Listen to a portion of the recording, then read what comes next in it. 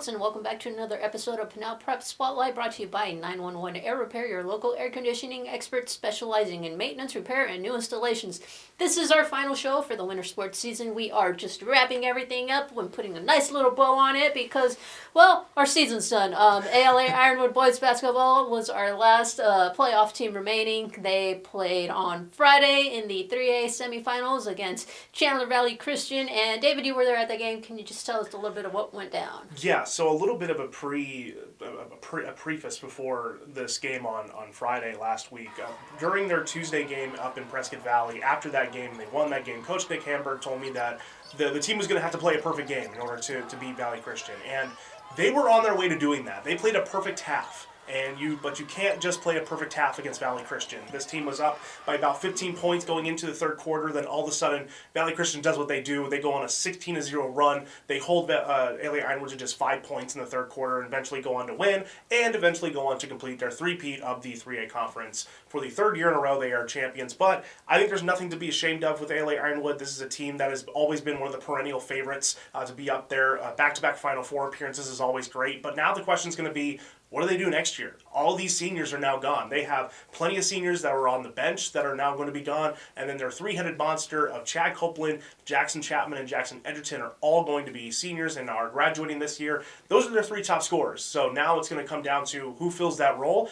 You immediately think of the one junior in the starting lineup, Noah Atkins. He's going to be the kind of the point guard and main point for this team going forward.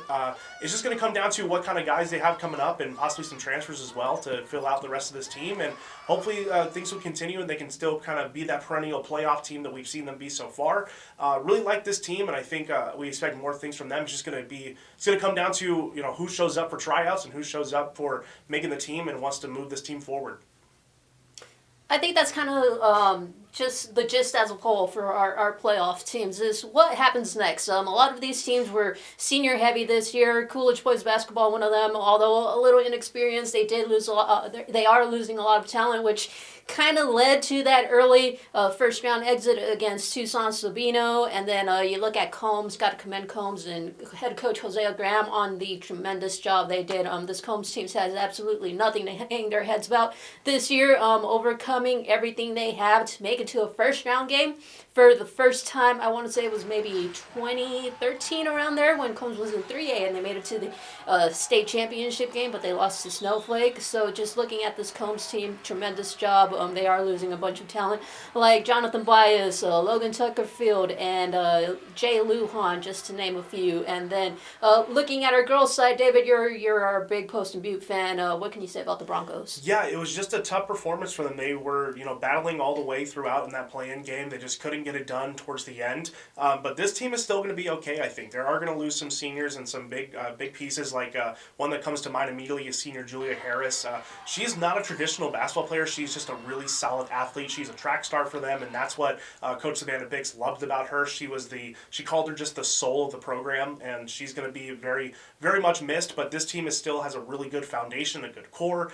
They have girls like Samira Gray, Autumn Thomas. These girls are really going to kind of propel them forward, as well as obviously prospects in the mix as well to make the team. So Post and Butte's still going to be in a good spot. I think Bix is one of the best coaches that we have in basketball and in sports in general in Pinal County. I think she has just a really solid competitive spirit and knows how to get her girls to perform. I have zero expectations of them not making the playoffs next year and possibly trying to even bypass the play-in, because I think they are kind of tired of having to deal with the play-in and all the scrutiny and all just the mayhem that happens with the play-in game. So they just want to bypass that round entirely and just get into the playoffs and continue on and try to cement themselves as a true contender in 4A girls basketball. And looking at other teams that are kind of on that trend, they have the pieces right now. They're just looking for those additional ones. Florence Boys Basketball, they have a good junior duo in Logan Stenson and Adrian Talfasau. Hoping I got it right this time, Adrian. If not, I'm sorry. They're just looking for some additional pieces right there, who can help these two guys out, kind of take the pressure off bring an inside presence for Florence. I think that's kind of a big piece that was missing for them this year. And then we got to talk about Coolidge girls basketball. I was super excited about them all season long. Unfortunately, they did get that first round bye in the 3A conference, but then they fell in their first game against ALA West Foothills. But the future is super bright for this team. They are sophomore heavy, which is a big deal here. They're just going to get even better next year. But I'm aiming for them that senior season for all these girls. I think that's going to be the year that, they could potentially be a title contender, not just a playoff contender, no, going for the state championship. I'm putting that lofty goal on Coolidge and head coach Erin Monteverde. David, is there anything else you would like to add overall? Yeah, on those seniors, that's going to be the same boat for Florence boys. David Silvas, the head coach there, told me after their loss against Valley Christian that he's setting the bar high for this team next year because even so, that 3A region that they play in is absolutely stacked. You got teams like Valley Christian, ALA Ironwood, Florence, Santan Foothills, Gilbert Christian. All of these teams are just insane and really just it's just a minefield trying to get out of that region and get into 3A in general. So Silvas is setting the bar high, and he expects a lot of things because a lot of these guys are going to be seniors, and he wants them to perform well. And we'll see what happens. We'll see what shakes up next season. But right now, we get to shift our focus to the spring sports schedule, which means baseball and softball. And I know you're excited about that, and so am I. So let's get after it. And grind doesn't stop. Bright side here. Just wrapping up what David said is, hey, we have an all new regions coming out next year. AIAs, we're done with those 2-year blocks. So, hey, we don't really know right now off the top of our heads where our teams are. The listings are out, however. So, hey, it's going to be a brand new season, a lot of exciting different opponents for them to face. And like David mentioned, hey, we are gearing up for spring sports. So be sure to check out Pinal Central all season long for your local sports coverage.